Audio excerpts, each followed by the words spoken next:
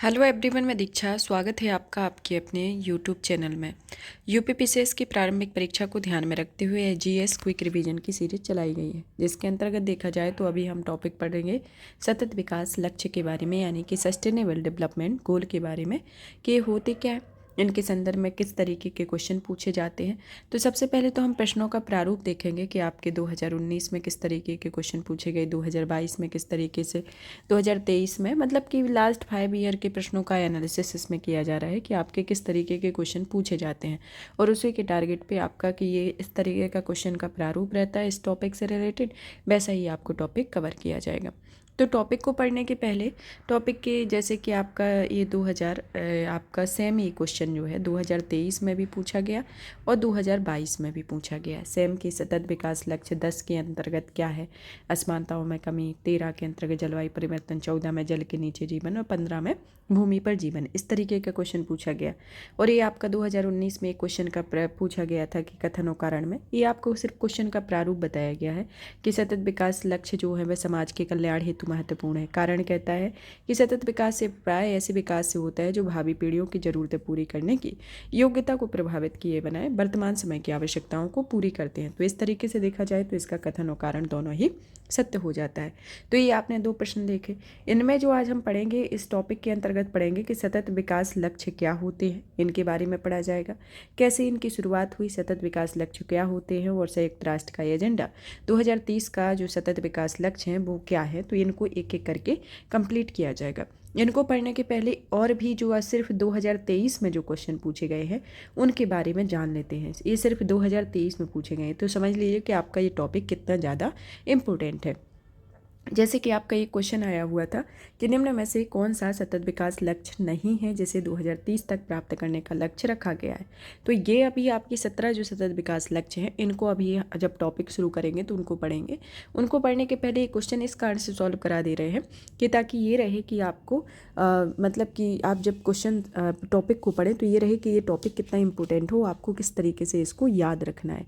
तो इसका ये मोटिव भी है कि आपको ये किसी भी क्वेश्चन में कोई डिफ़िकल्टी नहीं आए और ये टॉपिक से रिलेटेड जो भी आपकी कन्फ्यूजन है वो आपकी सॉल्व हो जाए।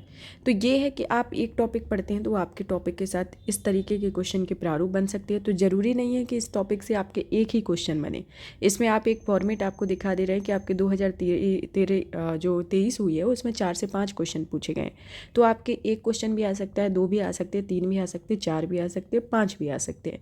तो मैक्सिमम आपके 5 क्वेश्चन आने की पॉसिबिलिटी है सिर्फ एक टॉपिक से, ये सतत विकास लक्ष्य से। तो आपको इसको बहुत अच्छे से पढ़ना है। तो इसमें जैसे कि आपका ये लक्ष्य नहीं है तो आपका लैंगिक समानता भी है, शून्य भू के भी है, अच्छा स्वास्थ्य भलाई है, लेकिन अंतरिक्ष अनुसंधान इसमें कहीं भी नहीं दिया गया है, तो आपका ये नहीं होगा। फिर आते हैं हम नेक्स्ट क्वेश्चन की ओर कि जैसे कि सूची 1 और 2 को सुमेलित कर, हमने अभी पहले बोला हुआ था कि आपका ये 2022 में भी आया हुआ है और 2023 में भी सेम क्वेश्चन पूछा गया है।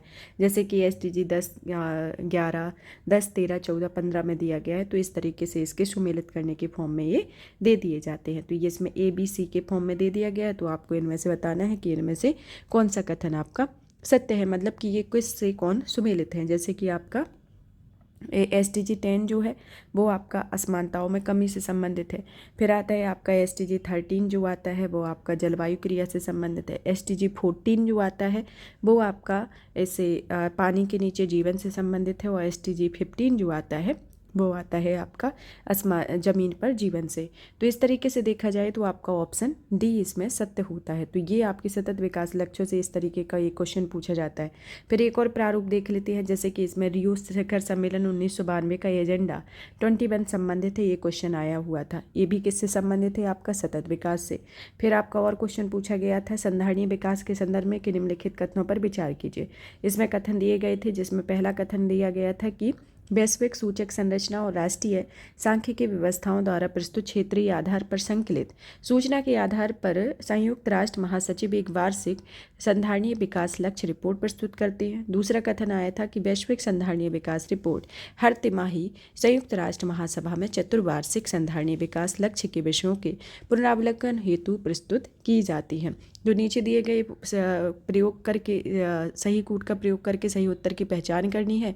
तो इसके अंतर्गत आपका ऑप्शन ए केवल एक, ऑप्शन बी केवल दो, दोनों ऑप्शन सी के अंतर्गत दोनों सत्य हैं और ऑप्शन डी आता है ना तो एक ना तो दूसरा।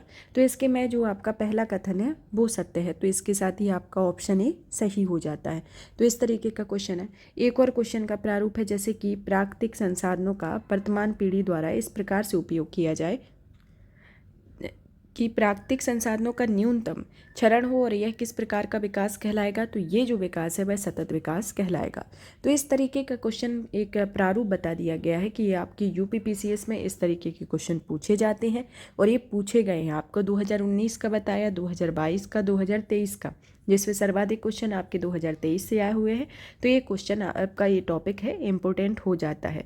तो इसी कारण से आपको ये बता दिया कि आपको इसको हल्के में नहीं लेना है कि आपका सतत विकास लक्ष्य है तो आपको याद हो गए हैं। तो ये नहीं कि आपको लक्ष्य याद है, लक्ष्य याद होने के साथ ये याद होना चाहिए कि इसकी शुरुआत कब हुई, एक क्या है, एक लक्ष्य एजेंडा क्या टारगेट किए गए हैं। तो इन सबको भी आपको याद रखना है, क्योंकि सतत विकास लक्ष्यों के टारगेट के साथ साथ इसके कब से इसकी शुरुआत हुई, क्या है, इनकी डेफिनेशन और इसके रिलेटेड जो भी इंपॉर्टेंट पॉइंट आते हैं उनसे सबसे क्वेश्चन आते हैं। क्वेश्चन का प्रारूप आपने देख लिया है तो आपको समझ में आ ही गया है। चलिए तो सबसे पहले जानते हैं सतत विकास लक्ष्य के बारे में कि आखिर सतत विकास लक्ष्य होते क्या हैं जिनके बारे में इतनी बात की गई है। सतत विकास लक्ष्य जो है एक तरीके से पर्यावरण एवं विकास पर विश्व आयोग की जो 1983 के अंतर्गत, यानी कि ये जो विश्व आयोग था उसके अंतर्गत देखा जाए तो बर्टलैंड कमीशन द्वारा एक रिपोर्ट जारी की गई थी। तो किसके द्वारा रिपोर्ट जारी की गई थी? बर्टलैंड कमीशन के द्वारा 1987 में रिपोर्ट जारी की गई थी। उसमें कहा गया था कि आने वाली पीढ़ी को अपनी आवश्यकताओं को पूरा करने की क्षमता से समझौता किए बिना वर्तमान पीढ़ी की आवश्यकताओं को पूरा करने हेतु विकास ही सतत विकास है।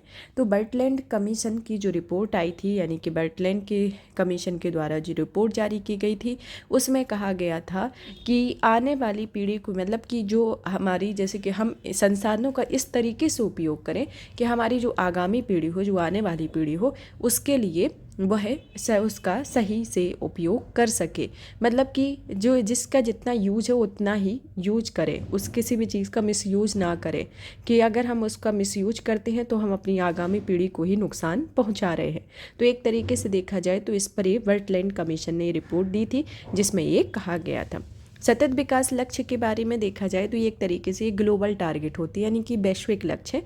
ये लक्ष्य में है जैसे कि गरीबी को ख़त्म करना, एक ग्रह की रक्षा करना। ग्रह मतलब कि ये कि पृथ्वी एक अपना ग्रह है, जिसमें इसमें ये नहीं टारगेट किया गया है कि भारत को ही टारगेट किया गया है कि भारत में अपने सतत विकास लक्ष्यों को पूरा करना है, या फिर आपके किसी एक कंट्री के बारे में दिया गया। इसमें ओवरऑल पूरे पृथ्वी के बारे में टारगेट किया गया है कि इस ग्रह की रक्षा करने के संदर्भ में है कि हम जिस तरीके से ये संसाधनों का उपयोग करेंगे वैसा ही हमारी पीढ़ी को भी प्राप्ति होगी। ज़्यादा से ज़्यादा करेंगे तो उनको कम होगी, और अगर हम उसका इस तरीके से उपयोग करेंगे ताकि हमारी पीढ़ी भी एक जिस तरीके का हम एक आरामदायक जीवन निर्वहन करते हैं वो भी उसी तरीके से जीवन निर्वहन करे, तो उन संसाधनों का उस पर्पज़ से उस तरीके से यूज करना है। तो ये ग्रह की रक्षा करने और शांति एवं समृद्धि को सुनिश्चित करने, इन संसाधनों का इस तरीके से प्रयोग हो कि इसमें एक शांति भी बनी रहे, एक समृद्धि, शांति और समृद्धि की भावना उसमें का आवाहन करने की टारगेट रखे गए। तो ये ग्लोबल टारगेट के संदर्भ में।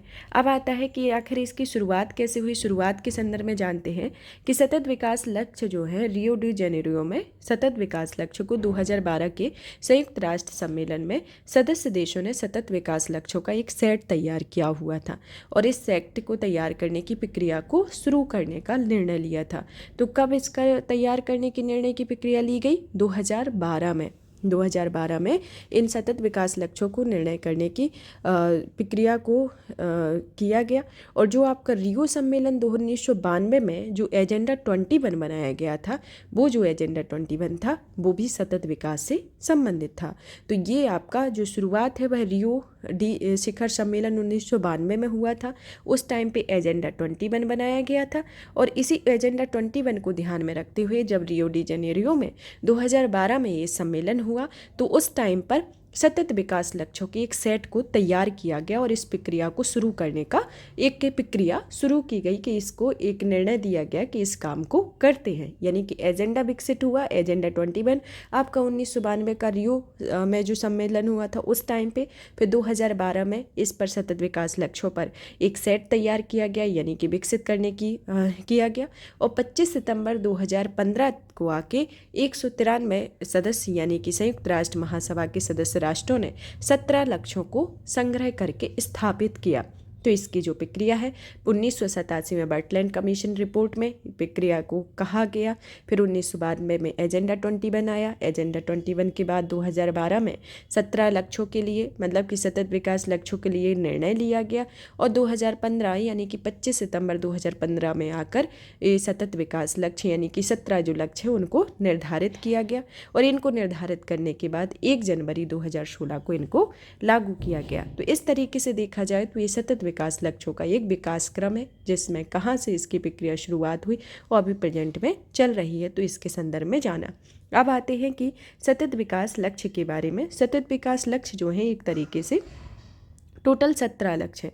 इनमें 169 लक्ष्य एजेंडा है जो कि 2030 तक इसमें मूल भाग बनाते हैं। इसमें 2030 तक इसका मूल भाग बनाना है और इन लक्ष्यों को 2030 तक सभी सदस्य देशों द्वारा प्राप्त किया जाना है।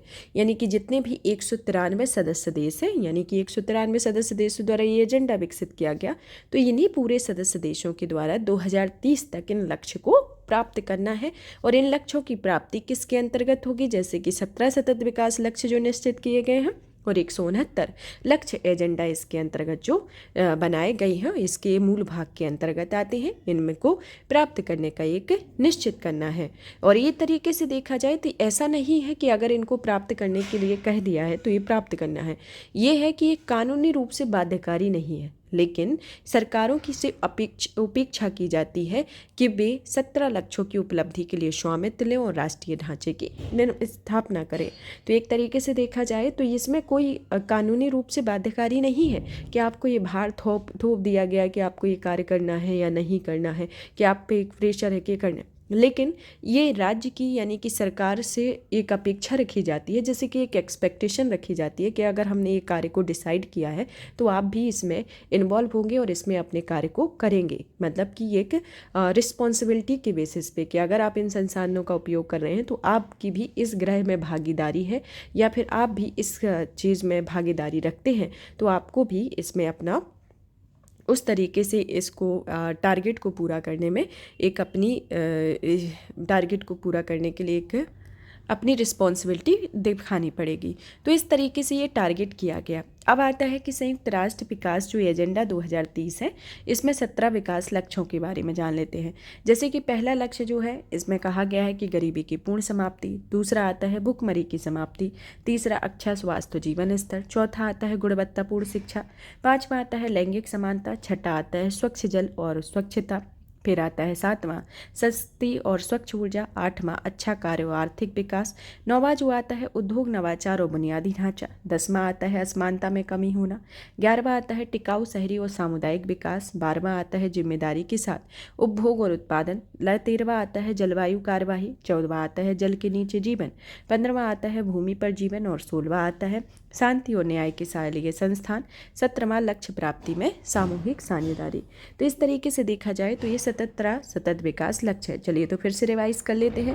पहले का टारगेट क्या है? पहले का आता है गरीबी की पूर्ण समाप्ति, दूसरे का भुखमरी की समाप्ति, तीसरा अच्छा स्वास्थ्य जीवन स्तर, चौथा गुणवत्तापूर्ण शिक्षा, पाँचवां लैंगिक समानता, छठा स्वच्छ जल एवं स्वच्छता, सातवां सस्ती और स्वच्छ ऊर्जा, आठवां अच्छा कार्य और आर्थिक विकास, नौवां आता है उद्योग नवाचार बुनियादी ढांचा, 10वां आता है समानता में कमी, 11वां टिकाऊ विकास और सामुदायिक विकास, 12वां जिम्मेदारी के साथ उपभोग और उत्पादन, 13वां जलवायु कार्यवाही, 14वां जल के नीचे जीवन, 15वां भूमि पर जीवन और 16वां में शांति एवं न्याय के संस्थान, 17वें में लक्ष्य प्राप्ति के लिए सामूहिक साझेदारी इसके अंतर्गत आती है। तो इस तरीके से देखा जाए तो ये टोटल 17 सतत विकास लक्ष्य होते हैं जिनको ये टारगेट रखे गए हैं।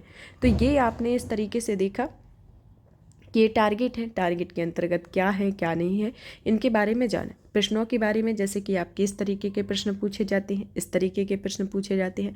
अब आप इन प्रश्नों को सॉल्व करेंगे तो आपको अच्छे से समझ में आएगी। जैसे कि हमने पहले प्रारूप दिखाया, आप बाद में भी इनको एक बार डायरेक्ट आंसर, क्वेश्चन आंसर के फॉर्म में देख लेती है। जैसे कि सतत विकास का लक्ष्य नहीं है, तो आपने ये जो 17 लक्ष्य पढ़े, तो इनमें कहीं भी आपको अंतरिक्ष अनुसंधान नहीं दिखता होगा। आपको जैसे कि लैंगिक समानता दिखे, लैंगिक समानता के साथ आपका शून्य भूख दिखी, अच्छा स्वास्थ्य भलाई दिखा, लेकिन अंतरिक्ष अनुसंधान कहीं भी देखने को नहीं मिला। नेक्स्ट क्वेश्चन जो कि SDG 10, 13, 14, 15 के बारे में बताता है। फिर आता है आपका रियो सम्मेलन 1992 एजेंडा 21 से संबंधित है। कब से? ये सतत विकास से संबंधित है, इसकी शुरुआत होती है। फिर आते हैं संधारणीय विकास के संदर्भ में आपका क्वेश्चन आता है। तो इसी तरीके से आपके प्रश्नों का प्रारूप था। तो यहाँ पर ये टॉपिक को फिनिश करते हैं, और हमारी इस सीरीज को चलाने का उद्देश्य यही है कि आपको प्रीवियस ईयर के क्वेश्चन बताए जाएं कि इस टॉपिक से इस तरीके के क्वेश्चन पूछे जाते हैं।